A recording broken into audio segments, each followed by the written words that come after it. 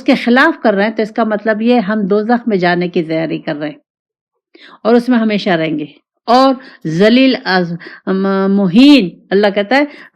خواری، یعنی دوزخ میں کوئی خوشی سے تو نہیں جائے گا، ہمیشہ دوزخ میں جلے گا۔ تو اس میں اب اللہ تعالیٰ نے یہ نہیں کہا کہ مسلمان نہیں جائے گا، یہ نہیں کہا۔ اللہ تعالیٰ عام ہر ایک سے کہہ رہا ہے کہ تم اپنی زندگی، میں نے تمہیں اپنے لیے پیدا کیا ہے، میں نے، اور پھر پیدا کرنے کے بعد میں نے تمہیں کھلا نہیں چھوڑ دیا، میں نے تمہیں کہا تھا کہ ہدایت میری طرف سے آئے گی، تو میری طرف سے ہدایت آئی ہے قرآن کی شکل میں، اور نمونہ آیا رسول پاک صلی اللہ علیہ وسلم۔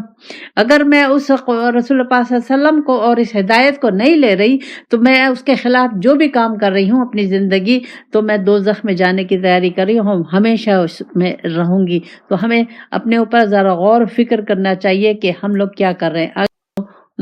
تو اس کے لیے، اور تم اس پہ الزام، شوہر اس پہ الزام لگا رہا ہے، تو اللہ تعالیٰ کہتا ہے کہ 4 گواہ چاہیے، یا ایک لڑکی بھی ہے کوئی اور کسی نے اس کو دیکھ لیا ہے، تو اس کی